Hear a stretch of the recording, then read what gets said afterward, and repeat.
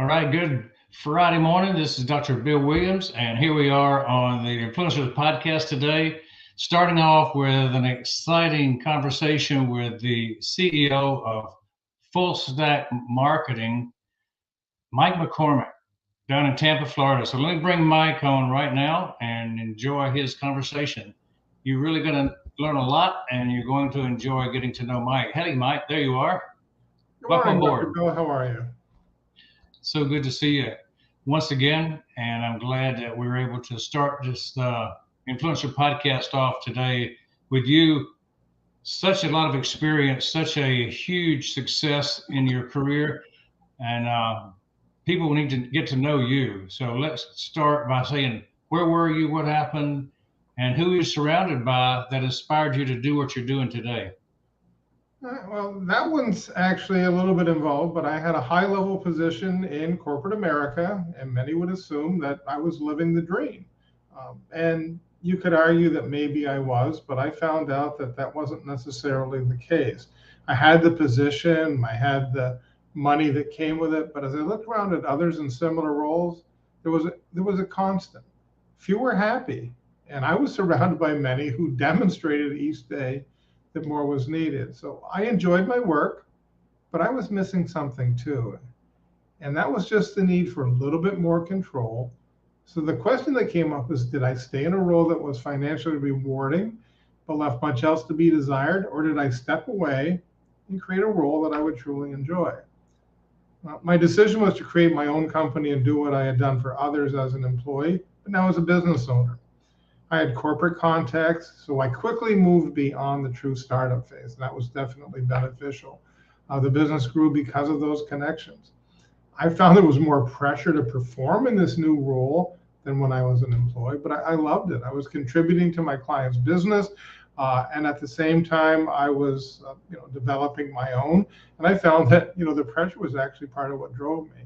It's a cliche, but if you do something you love, you'll never work a day in your life, and that really fits my situation perfectly. So I understand you're independent now, and you're loving life. You kind of say you're semi-retired, but you work as hard as anybody I know. Yeah, yes. So semi-retired is the word semi isn't fully in that sentence yet. I'm the same way. I say I retired from my first career, and it's actually my third or fourth career if you look at what we've done in the past. But I know that I grew a lot from learning from failure. So I want to ask you about, what is your greatest failure story, and what did you learn from it, and how did you recover?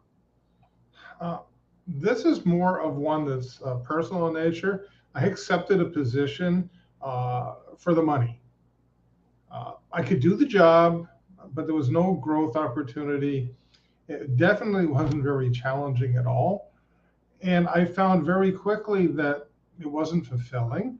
Uh, but I was under contract for a year. So I did exceed the performance expectations. I feel that if you accept someone's money, you should do the job as you agreed upon. But my recovery was leaving that role as soon as the contract expired. The money wasn't enough. I wasn't enjoying going into work in spite of the fact that my performance was really well. So my solution was to leave.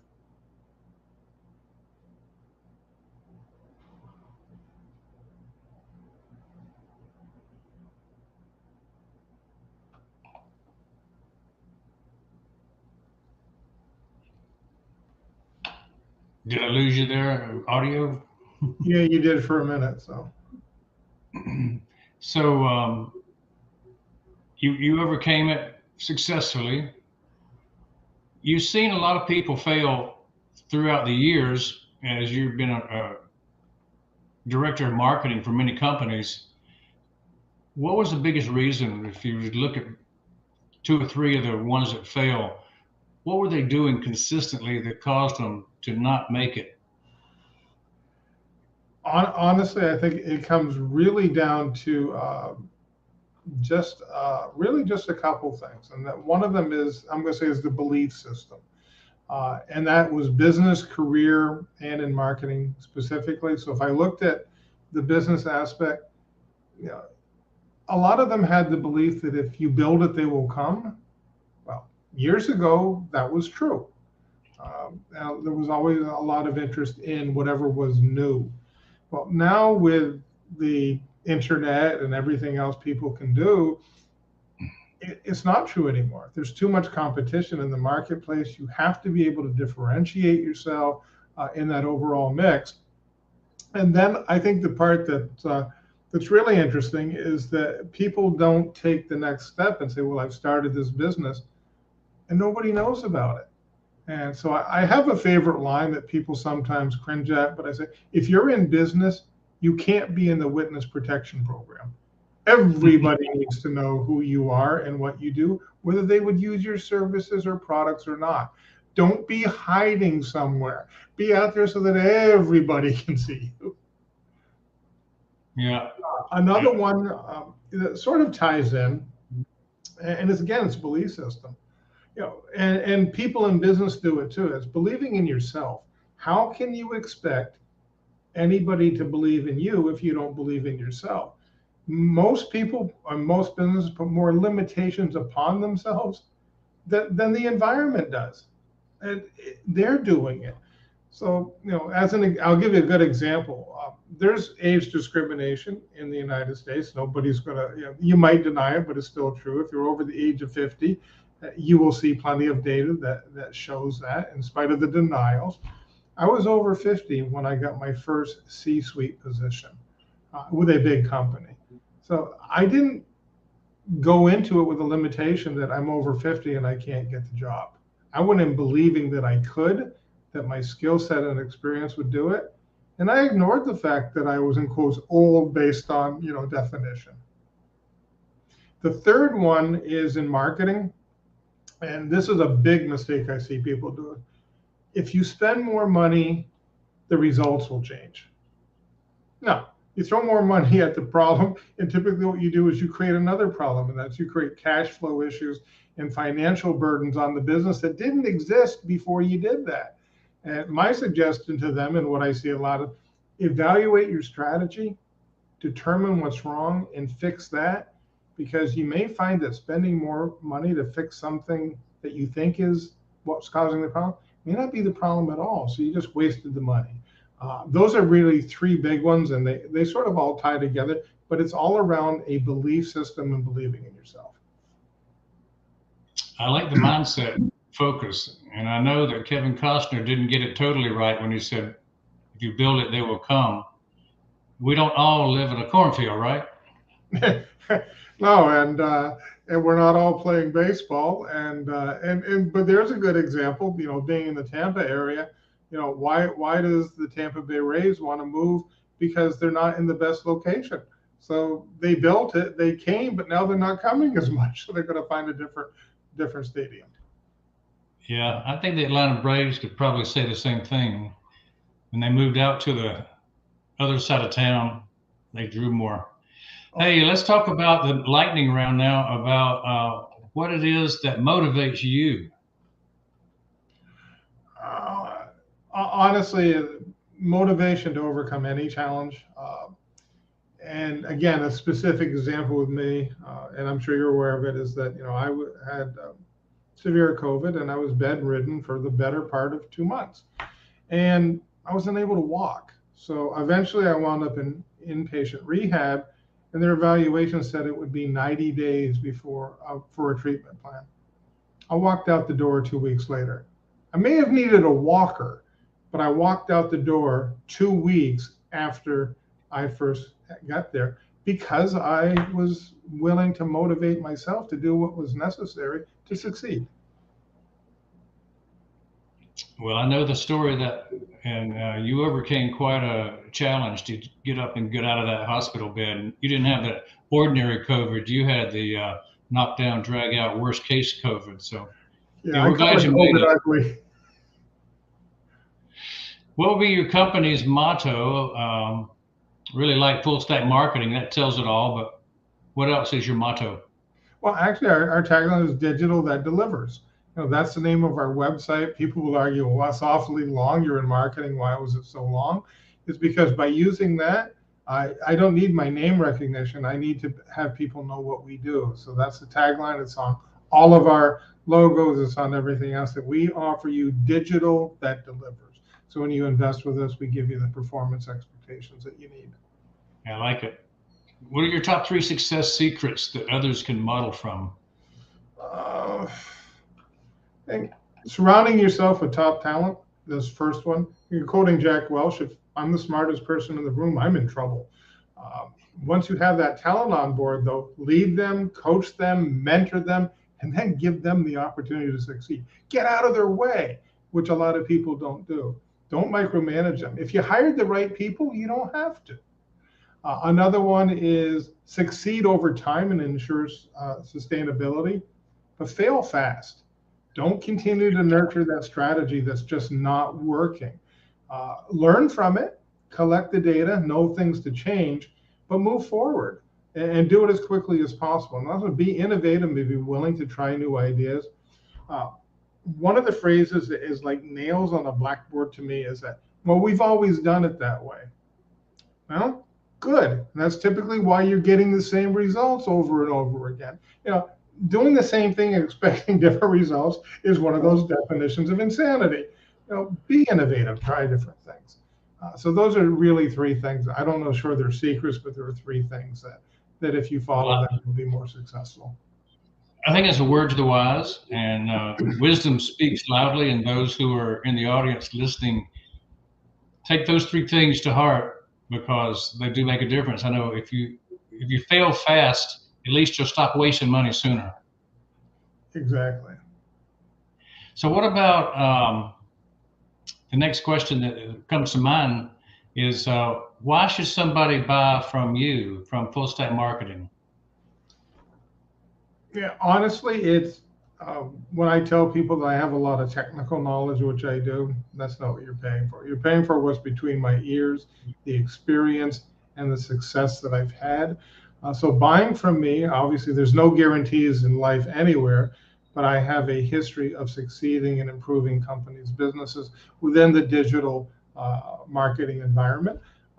And you can rely on the fact that, again, our tagline is digital that delivers. If I can't help you, I don't want your money to begin with. I need to be able to impact your business positively.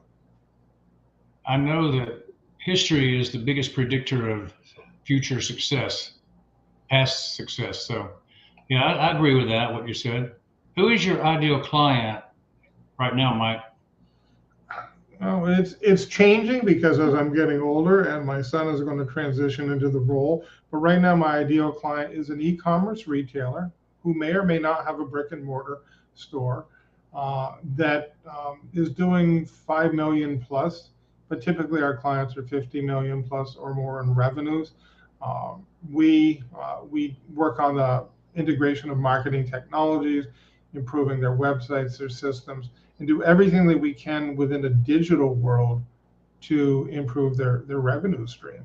It includes, paid advertising, social media, email, across the board. And so those are our ideal clients. The really, really small business probably can't, wouldn't benefit from what we would do. Ideal client is well known then. You have a good avatar. What do you do to find these ideal clients? Fortunately, and I say that with in all sincerity, I've been very blessed. For the last 8 years, we have taken clients primarily through referrals from current or past clients, or through a referral from somebody that we know, and then we investigate and find out that it's a company that we could benefit. Again, we're at this point in my career and in the business, I just don't want to take your money. If I can't do anything for you, then I'm just going to say no. And I'm probably a little bit hard to hire because of that, because I want somebody that I can actually work with and improve their business. What about your well-defined products and services? Can you identify what they are to our audience? One of the biggest ones I'd say is probably the integration of all the marketing technologies with existing systems. A lot of companies will come to me and they've got custom builds for whatever reason it would be. So the products we offer are the various marketing technology solutions and applications. and our services are integrating them effectively with what they currently have so that they don't have to reinvent the wheel. We're going to make it work. And really the benefit is, and I always say, if we can make the IT people happy, that we're not going to destroy their system, then usually the executive level team is very happy with what we're selling them. Their biggest concern is what we're going to do is going to break something. Yep. And it doesn't. So this question that's coming up now, I want your really good answer on this one. How do you crush your competition? With performance and dedication, we are able to go in there and not only talk about what we do, show them, to your point, we talk about the history of what we've done with others, and really show them, our current clients over a short period of time, what they can expect. Obviously nothing happens in a 30-day window, but they can see the changes we're making and the positive impact that it has in the future. And we crush our competition because we don't make false promises. My favorite one is, if you get us, we'll get you on the first page of Google within 30 days, organically. Yeah, well, you can say that, but unless you're using black hat SEO, it's not going to happen. And I won't do that. I'm not going to put a company into a situation where 6 months down the road, Google figures it out and then penalizes you. So no, that's how we crush it. We're honest. Makes very good sense. How about the next thing is, what top 3 platforms would you say you like to use that your company relies on to gain success? From a web development side, even though people will shake their heads at it, WordPress, because it's open source. And by using that in WooCommerce, we can develop as much e-commerce as we want. As an example, WordPress is the front end of a company that does $40 million a year in revenue. That's one of the companies we built the website for. Another one is the integration with some type of email/CRM, because I work primarily with retail environment. Klaviyo is an excellent email/CRM system that does a lot of predictive analytics through their capture of data. And then what I use specifically for the executive teams is we build a lot of dashboards in Tableau so that the executive teams can see the data that is important to them to manage their business and not see all the minutia that, if they want to know what they can find out, but is that truly something that they want to do? They want to have that executive synopsis to know how to manage their business. They don't need to know what somebody did at 3 o'clock in the morning. So it's good to get your opinion on all these, because of your success and seeing how they work, and you do have an idea that these things do bring high value to the game, right? They do. Again, depending on the size of the company. So when I use WordPress, we use a lot, but we also use Drupal and Drupal Commerce for the really, really big companies. Again, it's open source, but very customizable. We typically build a customized front end. We use Oracle, Eloqua. That's out of the price of most small businesses. 80 to 100,000 a year is not a comfort level for a small business. But do they have high value? They do, as long as it matches the needs of the client. Some clients come in and say, well, I like to have Oracle and all of this. Well, that's wonderful, but unless you want to claim Oracle as a dependent on your tax return, you don't need them. They give you much more functionality than you'll ever use. So they are all high value, but it's based on the client's needs. How do you deliver a 5-star client experience? It starts by setting realistic expectations and not making false promises, and working consistently with these clients as a partner, as a valued partner, versus just the hired gun or whatever you want to call us. We're in there to work with them for their success, because I'm not successful unless they are. Now, would you explain ROAS and how does that fit in? How does a client feel when their ROAS is over 20? Well, your audio went out, but ROAS, return on ad spend, is realistically, how many dollars do you get in return for every dollar that you spend? Now, this doesn't take into consideration your cost of goods or anything else. This is just top line sales. So if if I spend $1, how much can I get for it? So we have on the branded side, which is obviously easier to get higher ROAS, especially with a company that has name recognition. We're targeting, 15 or higher. So for every $1, I'm going to get 15. On the organic or unbranded side, 15 would be a dream. That's not really possible. So we're looking for, can we get 3 to 5% so that our blended ROAS is above 10? So that for every $1 I spend, I get $10 in return. And that's something that we've been able to achieve, not immediately. I mean, it takes some tweaking, but we've been able to do that consistently over time so that the clients are getting the maximum amount of return out of the dollars that they're spending in the ad side. So you're differentiating between a branded product and one that's pretty much a novel product that has not been seen and heard of by most people. You can expect branded products to do quite a bit better in the market when you have that kind of a marketing campaign going on. I mean, a simple way of explaining it is if I said it was a smartphone, that's much different from saying it's an iPhone. And so the iPhone, because of Apple, people used to think of Apple as being a fruit. Now, when you say Apple, the first thing they think of is technology. So it's the same thing. But if you have Apple runs organic campaigns too, they're talking about smartphones and tablets. Well, they aren't going to rank as high because that's more of a generic term. But can you get 3 to 5% return on organic? You absolutely can.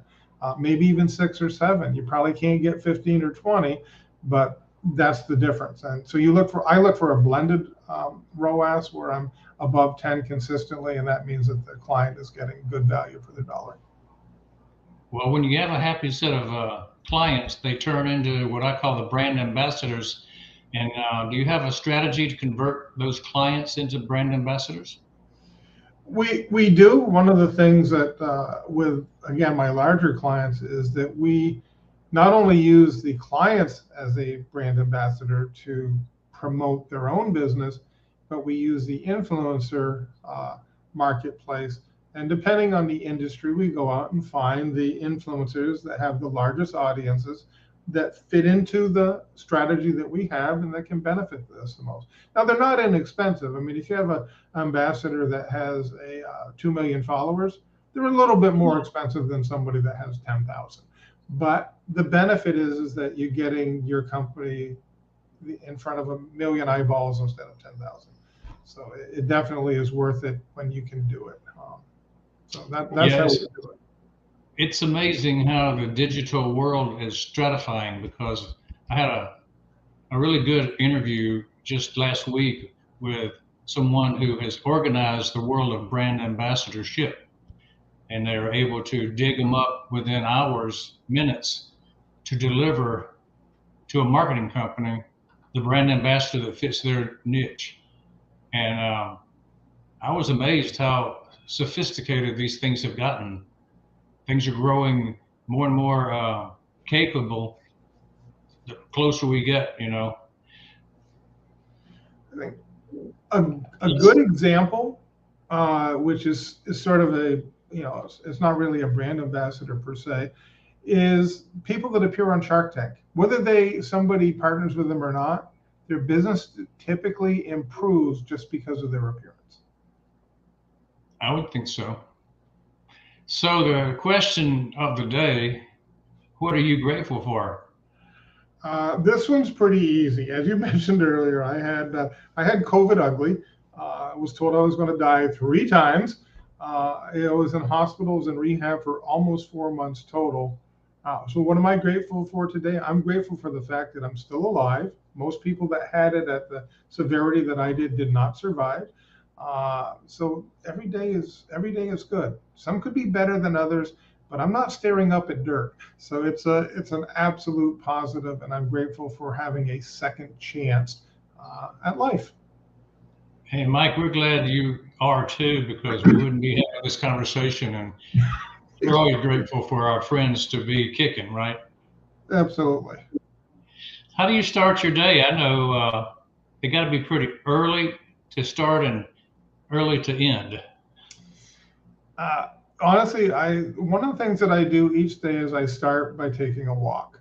What I'm trying to do is before I start the day is to clear my mind. So I take a walk and I think about how I've been blessed in my personal and business life. I think a little bit about what the day is going to be like, but it's like meditation while I'm walking. I get to just clear my mind and prepare for the day, and I do it by not immediately going from to the office, which is in my house, so it's a little bit easier. But I avoid that. I go out and start the day the same way every day, and then I come in and do the work. So it's just a way of preparing myself. And did I hear you say you have a particular goal in mind of when you want to finish the workday? Well, being semi-retired, I usually say I want to quit by noon. It doesn't usually work out that way, but I start at like 5 o'clock in the morning, so it's the same work day. But obviously, a lot of it has to do with the client and their needs, and obviously, I may want to end at noon, but if there's an emergency, then I'm available 24/7. And I have I think clients that's in other countries, so sometimes there's a time change difference, 10 or 11 hours. So I'm up talking to them. It's midnight my time, but I have to be cognizant of the fact that I need to fit into their workday. They don't need to fit into mine. well, I know you talked about your plan to transition to your son. And every dad wants their son, if they want to take over the business, to do it in a smooth transition. How do you plan to achieve that goal? I'll start. Initially, he worked for me and then he quit. He didn't like the work, and then he suddenly found out that the real world probably wasn't as easy as he thought it was. And although he calls me names other than dad at times, the plan is to scale our business down. I have 40 years of experience. I've worked with billion-dollar companies. I've led marketing teams on billion-dollar companies. He's 25 years old with a freshly minted degree. He's not going to get at the table. So we're working on saying, well, maybe we go from 2 to 5 million. Not really, really small business, but scale it back so that the people will be comfortable working with him, and he can build up the experience over time to eventually maybe proceed back to what I'm doing now, but he's not there yet. So our goal is to scale back and to look for smaller businesses that he can work with. He's a technical expert, but he sometimes can't spell strategy. Well, that takes time, takes wisdom. How would you feel if you didn't achieve that goal? Uh, I'd probably be disappointed because I spent the better part of a number of years to get the business to where it was. Uh, but I really don't think that we're not going to achieve it because ultimately the goal of what I want to do has to stop at some point in what he wants to do with the business. And as long as he's achieving his goal, then we're okay. As long Absolutely. as he sends me a check every 2 weeks. There you go. How do you overcome a challenge when life throws one at you? I don't give up. I think that's the real key. And I think going back to something as simple as being told that, I'm going to have a 90-day treatment plan, that's not going to happen. Um, Yeah. I motivate myself to get through anything that happens. I don't need external pressures to do it. Now, if you have a revenue generating idea, how do you convince your significant other to go along? Part of it is I don't tell them, but that doesn't work out too well. Uh, Honestly, it starts off with being honest, being forthcoming, showing them realistic expectations of what it would be, that we're not just tossing money out there to do something, and then sometimes getting their buy-in, but in a lot of cases, it's just getting agreement. Now, you're a real expert in this next question, so I really want the audience to listen carefully. And when you get somebody who knows what's going on and they can answer this question, pay attention. How do you see the paid digital media like Facebook, Google, and LinkedIn ads plays a role in your growth? All right. I'm going to start with taking it even before that. So when I left corporate America, prior to doing that, I had worked on LinkedIn, developing profiles for executive career seekers. And I really learned how to do the on-page SEO to fit the algorithm. So that actually grew my business to what it is. But once I got past that, how do we use the advertising? We use paid media as part of the overall marketing strategy, and we use it effectively. Part of being able to use this effectively is understanding the demographics. Who is the audience in Facebook? Do they match up to what your audience is? Same thing with Twitter and Instagram and Pinterest and all the others. You have to match your products and services with the audience. Google, obviously the demographic information is there. LinkedIn is primarily B2B, but there's a lot of people there that still have consumer related interests. And again, it's just targeting the audience for what you have. I don't believe in the shotgun approach. You don't just throw it out there and hope it sticks, because it's expensive. Yeah, I think that your experience with this speaks volumes. And do you think that there's a percentage of revenue you recommend that people with companies that have the ability to spend, should they spend a certain percentage on digital media? I think so, and I think I'm going to say it could be marketing in general, but even in digital alone. For the B2B organizations, which is much more targeted in nature, 3% of revenue is a good place to be at. They say 2 to 5, but 3 is in the middle. But if you're B2C, it's a minimum of 5, and if you can afford more, then you want to do that, because it's much more difficult because there's more marketing channels that the consumer is on versus the B2B market. And to reach those customer segments, you've got to be in more places, so it costs more. So, but a minimum of 5% of your revenue should be invested in marketing on the B2C side. Yeah, I was a dental practice owner for 30-something years, and consistently 5% was a figure that we felt was comfortable. And it got to be fun doing marketing, actually, because as I grew and got from 1 million to 2 million to 3 million to $4 million practice, that meant I had a lot more ad dollars I could spend. And I found it was actually fun to be able to dominate the competition, because there weren't very many others that could do that in my market. And so I understand what you're saying. When you get up to 5%, that's a pretty good number. And people should look carefully at not underspending in their marketing. If they want to grow, they have to market.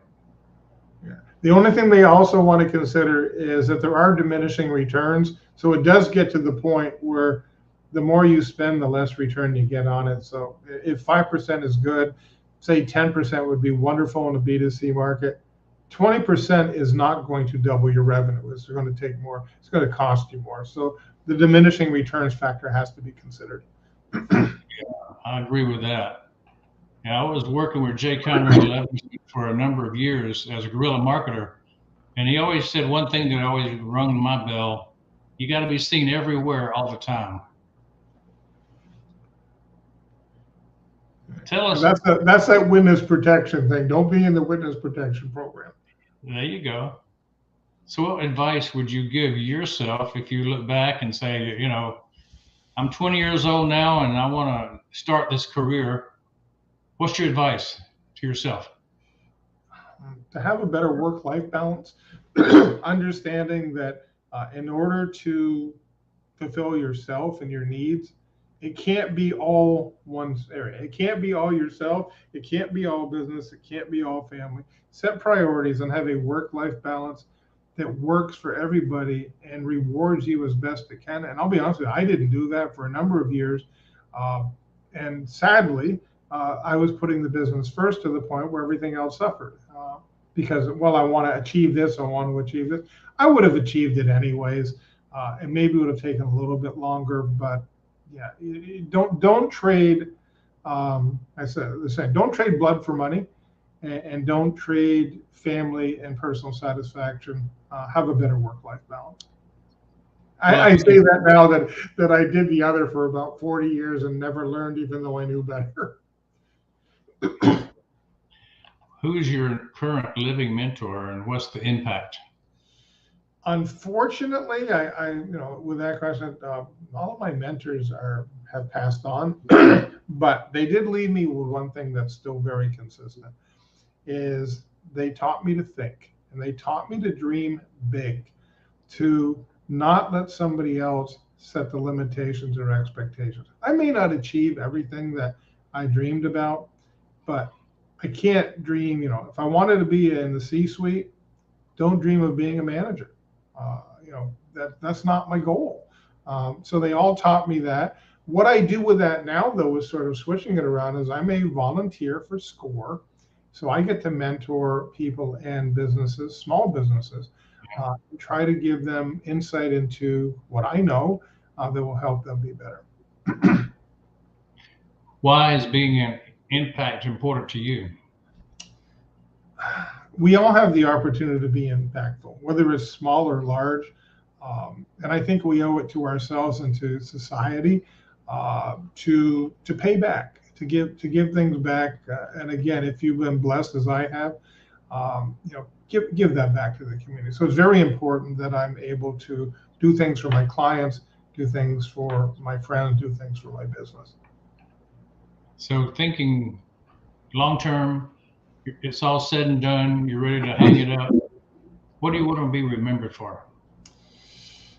Being honorable and doing the right thing, even if that wasn't the best for me personally. Sometimes it's a very difficult decision where if I did this, it would be better for me, but the right thing to do is this. And I've tried to live my life as best I can doing the right thing, whether it impacts me positively or negatively.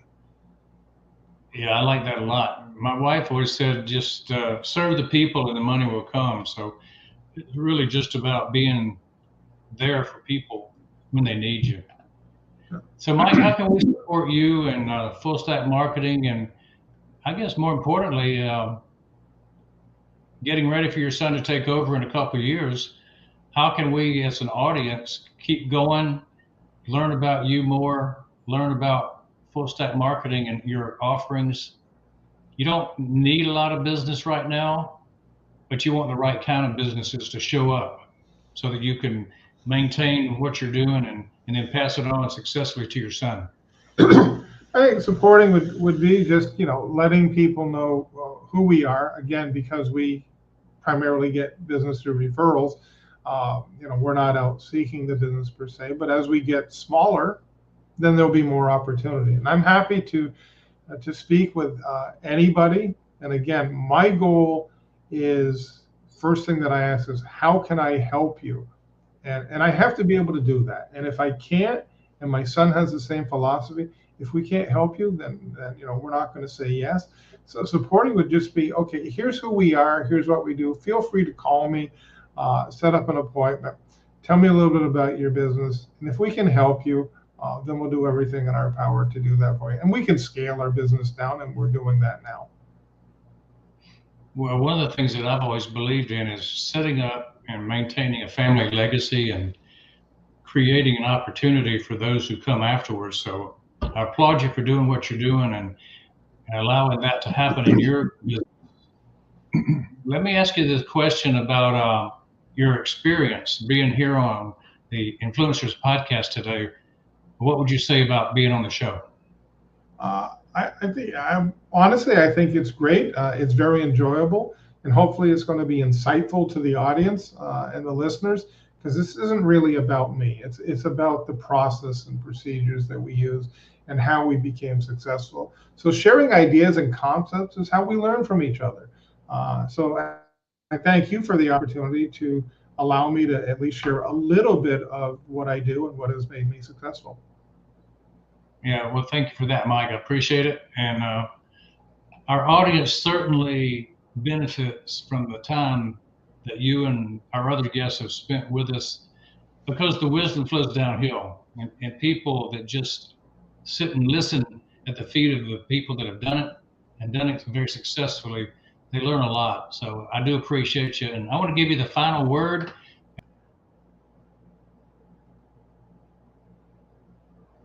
Okay, well, the audio quit again, but My final word is focus on what you can control in business and in life. Don't waste your time on things you can't control, but keep in mind that the things that you can't control are very few.